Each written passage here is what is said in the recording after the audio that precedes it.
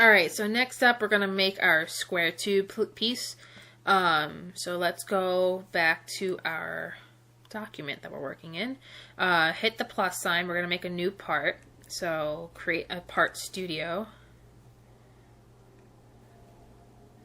And now right click, rename it, call it square tube. Alright, so this time we're going to start on the front plane. So if you hit front plane and you hit sketch, and then click on your front window here so we can view normal to the front plane. I'm going to hide my plane so we can draw easier. We only see our one sketch plane. So we're going to start with, this is going to be a 1 by 1 square tube, and we're going to make it 4 inches long. So go up to your rectangle, hit your center rectangle item, start at the origin, and go make a square. And then you're going to make a second square a little bit bigger. Alright, so now we're going to dimension this. So go to your dimension tool, and then from this line to this line, we're going to make it 1/8 thick. So that's 0.125 inches. Now it's gonna, the first time you size it, it's gonna maybe make it really big or really small depending on what scale it already thought you were drawing in. Now we're gonna come over here again and just do this side. Make it 0.125. Okay. Now the outer diameter is 1 inch. So click this line, make that 1 inch, and then this line over here, also make that 1 inch. That will, I'll move this so we can, so we can see it better. That will fully define your sketch, and this is going to be the silhouette of our square tube. So hit the green check mark. Now we have our sketch. We're going to hit extrude, but now since we have multiple surfaces here, like that, we don't have construction lines, it doesn't know what we want to extrude, so it wants us to select. Now it is smart, it did select what we wanted to, but because if you just hit the sketch, it's going to try to figure out what your intentions are. But if it didn't know, it might select the middle, and it's going to extrude this. It might select both, and now you just have a big cube.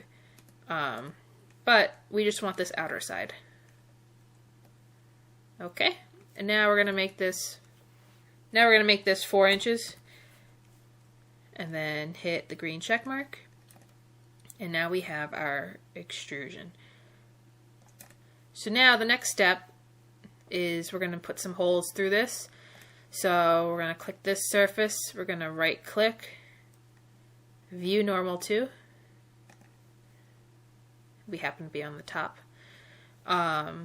We're going to go to sketch.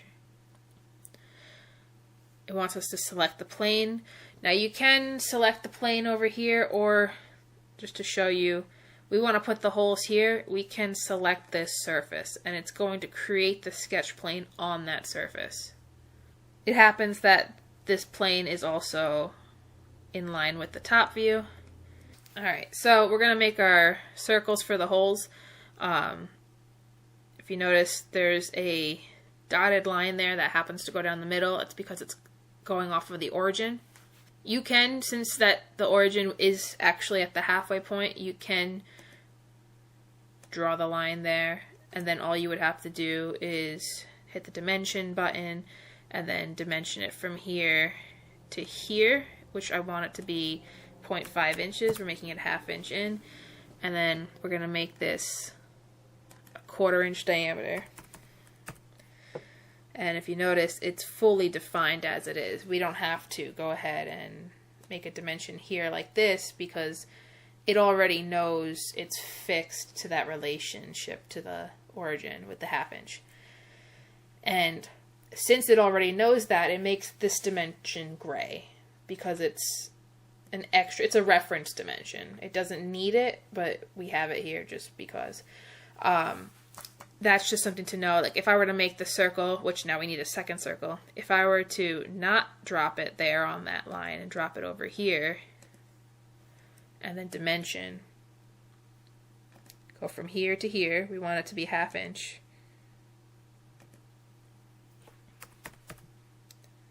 Actually, let me see. Now, I think I grabbed, notice how this line is going to the center point for the dimension, and this line's going to the curve.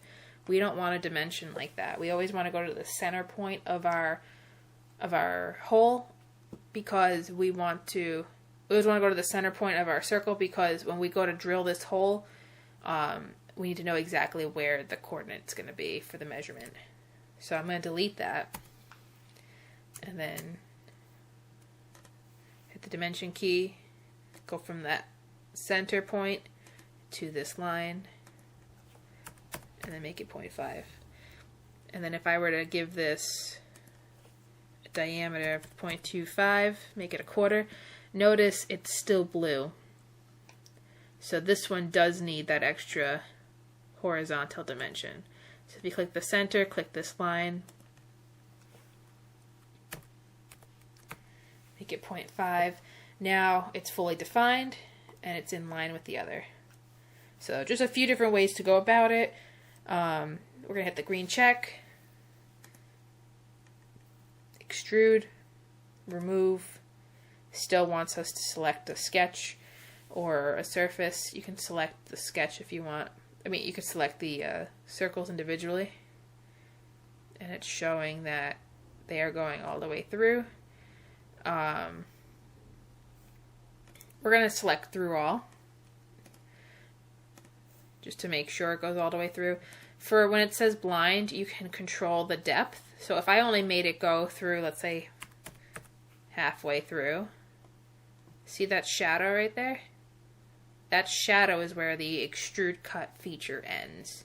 So this is how you could go through if you wanted to make something that's only going through one wall, and then the other one is solid.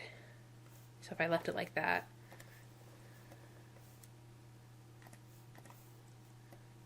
that would be one wall. But since we want this through both, we are going to change that to a through all, and then hit check. And now we have our piece. One thing I forgot to do in the other one is renaming it down here. I know we named the file, but we want to name what it's called too. So under parts, we're going to rename this square tube. And this one, if we go back to your motor plate, change that from part 1